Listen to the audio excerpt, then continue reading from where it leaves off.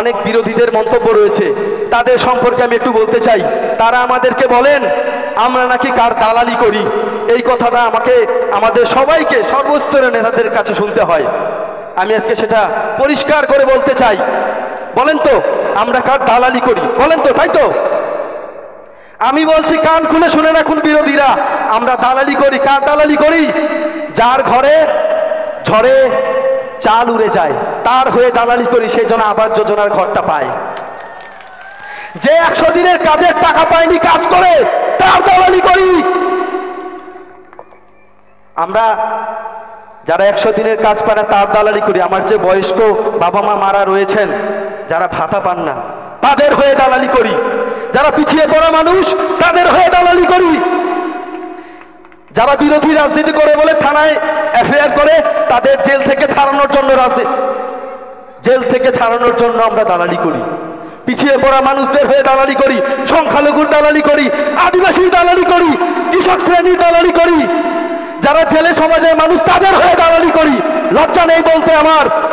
এই সমাজে যারা পিছিয়ে আছেন, যারা পিছিয়ে পড়েছেন, তাদের হয়ে দালালি করছি, আর আগামী ভবিষ্যতে দালালি করব। তাই আপনাদের আমি শেষবারের মতো বলবো, আমার মা বোনেদের সবাইকে একটা কথাই এক করজোরে আমি অনুরোধ করব।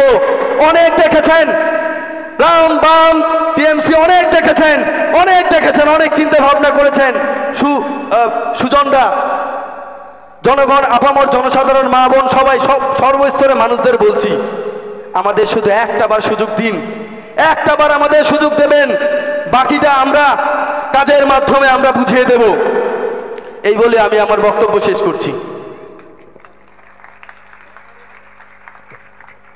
ধন্যবাদ। আমরা আমাদের মনোনীত প্রার্থী অজয় কুমার দাস মহাশয়ের মুখ থেকে আমরা অনেক কথা শুনলাম।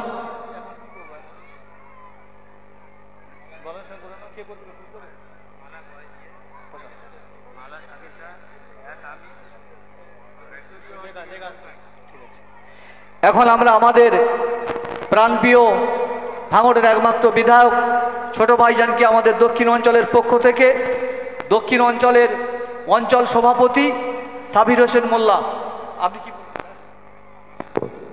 ফুলের মালা দিয়ে বরণ করে নেবেন ছোট ভাইজানকে? জোরে একবার হাততালি।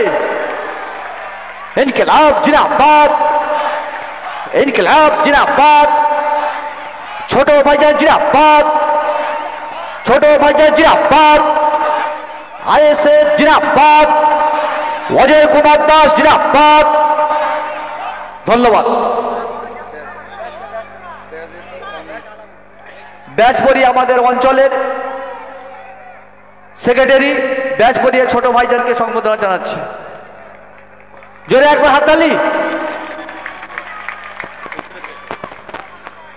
উত্তরীয় আমাদের ব্লকের মথুরাপুর 1 নম্বর ব্লকের সভাপতি আসিফ ভাই পরিয়ে সম্বোধনা জানাচ্ছে। ধন্যবাদ। এখন আপনাদের সামনে এই তো মায়েরা, আজকে ছেলেদের সাথে পাল্লা দিয়ে মা বোনেরাও কিন্তু বিশাল হাজির হয়েছে। ওইখানটা একটু অসুবিধা হচ্ছে, ওইখানটা, ওই কোনটাতে ভাই?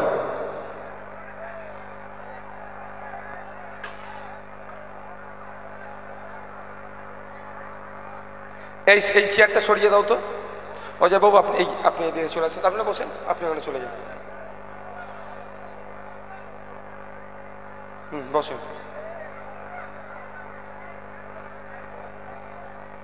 না, ঠিক আছে। আমাকে সবাই দেখতে পাচ্ছেন তো নাকি? আমি লাইটের সামনে চলে আসলাম।